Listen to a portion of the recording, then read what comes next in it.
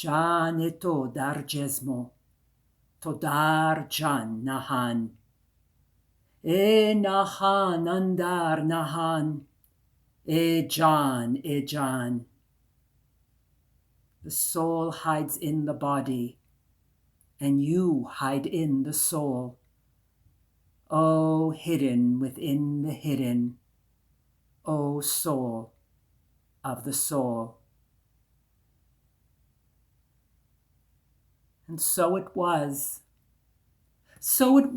when the birds of the world learnt that Simorgh, king of the birds, Simorgh, mother of every living thing. When the birds of the world learnt that Simorgh, their king, existed, they burned with desire to seek him at the end of the world.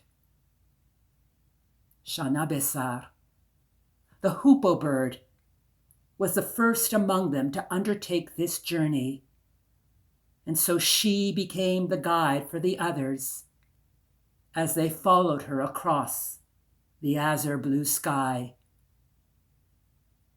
But as they did so, the hoopoe bird sensed that within the hearts of each of her brother and sister birds, within their hearts, there was much worry and much care. And so in the middle of their journey, she asked all of them to stop in a meadow where they all gathered around her. And before her brothers and sisters of the air, she said this to them: "Oh, my dear ones, how your eyes glow with the fear of every unknown tomorrow. Within you, you want someone to ask that burning question of, what will happen to me? But brothers and sisters of the air, understand this. No one knows. No one knows where this journey will take you. For each and every one of you is the sole witness of your own journey. 7 valleys must we cross. 7 valleys must we cross before we will see the palace of Simorgh, our king. Some of you will cross all 7 valleys, but many more will turn back long before. But brothers and sisters of the air, understand this.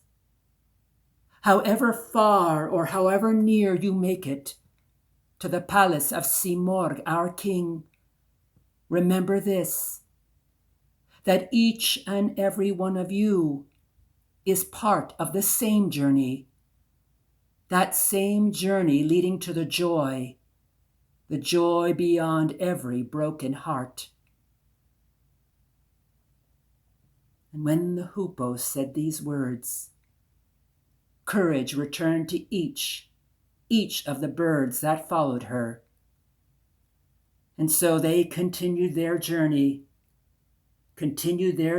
across the azure blue sky until they approached a valley.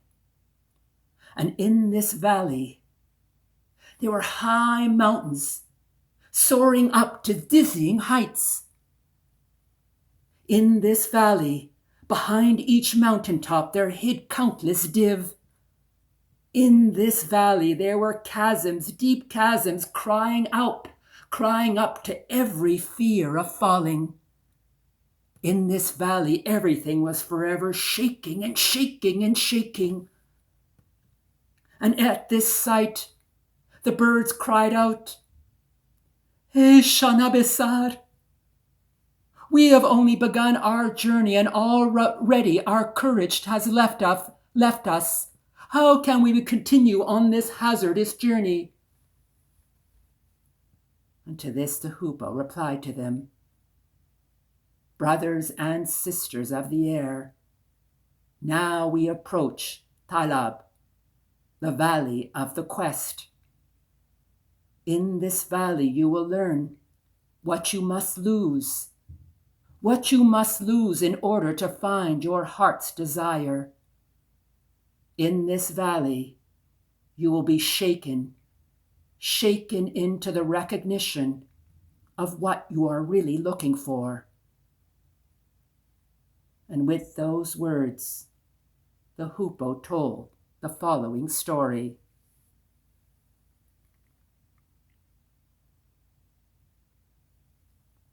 Once there was a king called Mahmud Ghaznavi, Mahmud, king of Ghazni. And he had the custom every night to slip through his palace gates and travel incognito among his subjects to see the doing-ons in his own kingdom every night. And it was on such a night, when the king was wandering the streets in his disguise, that he found himself at the end of a long alley. And at the end of that alley, there was an old man with a broom who was sweeping the streets, sweeping them under the pale light of a lamppost, bathed in the pale light of the moon above. And the king was intrigued at why this old man at this late hour of the evening was sweeping this abandoned corner of an alley of his city. And so he approached the man. And the man turned around, for he heard those footsteps behind him.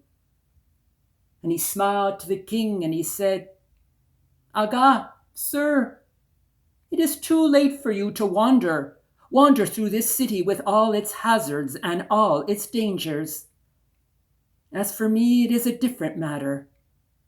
For you see, with this broom, I am sweeping the dust of the road into neat dust heaps. And in this dust, I will find my wealth." And then the man turned around and continued with his sweeping. Well, the king was very intrigued at this. So when the old man turned his back to the king placed very gently on one of those dust heaps a diamond bracelet, rare, encrusted with rare jewels, a fortune in itself. And he left it there quietly on one of those dust heaps. And then the next day, all day as the king was sitting in his divan in his assembly, he was wondering whatever happened to that old man, that old street sweeper. And did he, after all, discover that treasure that was left for him? And so that very evening, the king returned to the end of that same abandoned alley, returned to that place bathed in the pale light of that lamppost, under the pale light of the moon itself.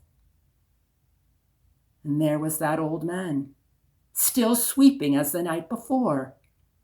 He wondered at this, and then he slowly approached the man.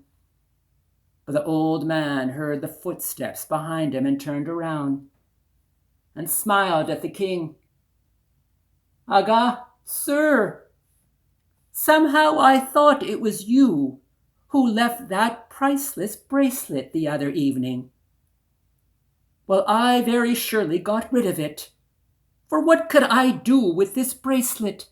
What could I do with this trinket of passing prosperity? For don't you see with my broom I'm making these neat dust heaps, so I can track a path for myself where I can find the true source of wealth itself."